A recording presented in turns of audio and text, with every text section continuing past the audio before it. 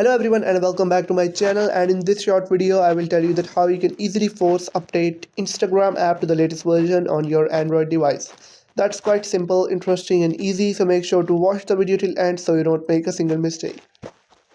So guys, first of all you'll have to open up Play Store and you'll have to search for Instagram. And after searching it, you'll have to tap on update if it says update. But if it says open and you still don't have access to the latest features of Instagram, you can do one thing. You can head over to the settings of your phone, and I will show you. And then you'll have to go to the app section,